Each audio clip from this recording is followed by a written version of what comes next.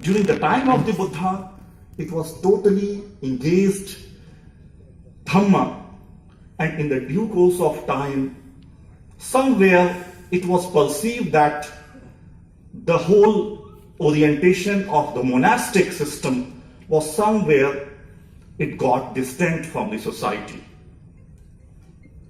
And that is why this whole concept of engaged Buddhism is being discussed.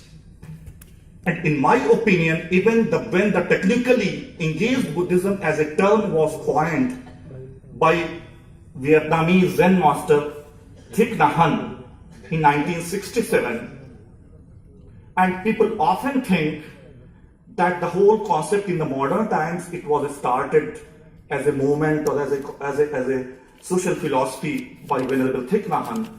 But even much more before that, somewhere almost 20 years back, or you may say in the modern world for the first time, that experiment at the social level was done by Dr. Baba Saheb B.R. Ambedkar in this Indian society with full success, with full social transformation, with full complete change, with this message of what an ideal Dhamma should be. The concept of Dhamma, when he conveyed that if any Dhamma, if any religion does not have any message, any power to eradicate the problem of the society, so that religion should not be called, that religion should cease to be called as a religion. If any religion does not have potential to eradicate, to alleviate the inequality, the ill treatment with any kind of creature from the world, especially from the human being, then that kind of philosophy cannot be called a religion. But in the same go, he had also mentioned that if Buddhism has to survive, and in Kathmandu conference, he had also said that if Buddhism would be disappeared from the world in the future, then the blame should be, or blame would be, upon the monastics of this world. Why? He said that the common lay scholar, whatever we are professors and scholars, the kind of message the monastics convey or can convey to the society is, it can, we or the lay scholars cannot have that kind of impact.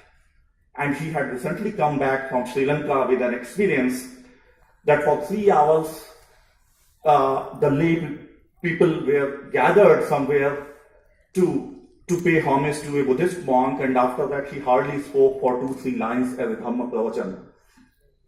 And Baba Saheb, Dr. B.R. Ambedkar, was so annoyed with this approach of the monastics, and he said, no, the society should have this kind of learning, and if it is needed, we should learn from the Christian missionaries that how to propagate, how to reach the common masses, how to reach the people, how to convey this message. So this kind of any conference should come out with a clear concept of declaration. In the Nalanda declaration, Dr. Barbara Mas was referring about the environmental, what should be the Buddhist standpoint on the environment. In the same way, I truly believe that if we are discussing on the Buddhism and social engagement, so we must discuss, or we must come out with the concept of the social engagement. What kind of social engagement, what kind of conception we are going to have of the social engagement. In the many means, while traveling in the West, I have worked in USA, I have worked in Europe, and I have perceived I have perceived that in the US or Europe, mostly their social problems are rather different from third world countries' problems. And many social issues which are existent in our societies are not there. At many sectors, at many fronts where we can do the social services, and we must do those, we must engage ourselves to eradicate those problems are not existent in their societies. So, at social level, if we are talking into the terms of the third world countries, because it is not just a matter of the environmental problems, the economic issues or the business of the corporates are so much entangled with the environmental issues, the social issues, that you cannot see any problem of the world in isolation. The kind of arms industry, if you see, when the United Nations was formed after Second World War, the proponents of the United Nations and the 5 permanent members of UN Security Councils, if you see all those so-called peacemakers and peace builder countries, and when you study the arms and ammunition business of the world, then you realize that the same countries are holding the biggest arms and ammunition companies of the world. And their slogan is, war is a business and business is good. In the same way, the pharma industries are surviving because of the sickness of the people. As long as we will keep on thinking our sickness into the terms of the physical sickness only, the business of these pharma companies would be flourishing, and in the same way, the arms and ammunition business would also be flourished. And this is what they want. This is what the 7 biggest arms and ammunition companies of the world are from US, Lockheed Martin, Boeing, and so on. And other 3 biggest companies are from the other 4 permanent members, Italy and France. So at the same time, advocating the peace, and on the other hand, advocating or promoting the war, it's a big business. We will have to think into the terms of the Buddhist philosophy, ideas Buddha had said. When we were talking about the statistical data Dr. Barbara Maas had presented, so I was just wondering that when you go back to the roots of the Buddha's teaching, Buddha had said very clearly, Tini akusal mulani, lobho doso moho. Whatever problems you take of the entire world, you take the origin, you try to figure out the origin of those problems. Lobha, either it is greediness or hatred or ignorance. He had summarized the problem of the whole business, the whole roots of the problems into these 3.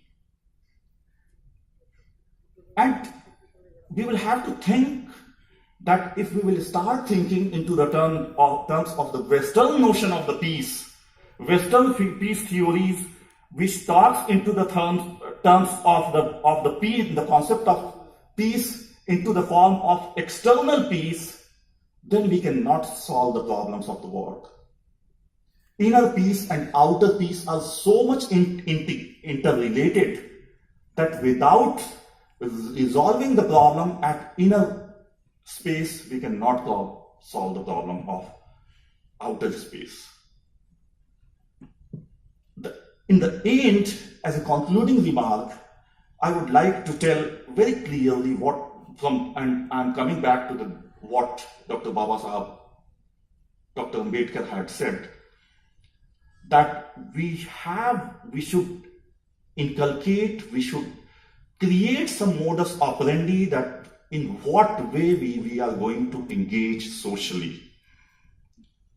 Let's think that when I was teaching in Sweden or the US, so in every university at the gate, they would distribute the pocketbook copies of the New Testament Bible. No matter you are religious, no matter you are Christian or not. But it was a method to convey the message of Christianity into the minds of the youngsters. In how many universities, in how many institutions, in how many hotels we supply the small copies of Dhammapada? How many centers by Buddhists are being run for the welfare of the physically or mentally challenged, or for the welfare of the elders? There are so many areas where Buddhists should think and Buddhists should move forward to be socially engaged, to convey this message not for the welfare, not only for the welfare or not only for the promotion of Buddhism, but also for the welfare of the entire world. Because Buddhism is not a kind of sectarian religion as we have the notion of. Because Buddhism doesn't talk of being ardent follower of you. You can be a Buddhist without formally converting to Buddhism too. And in that way, that message can be very strong. And in the long run, it can be very successful. So this kind of message, this kind of conscience should come out with a formal declaration, with closed door meeting, with very specific ideas that what are the social engagement we are going to be engaged in. Then that would be the success of this conference. Then only we can convey this message, and those activists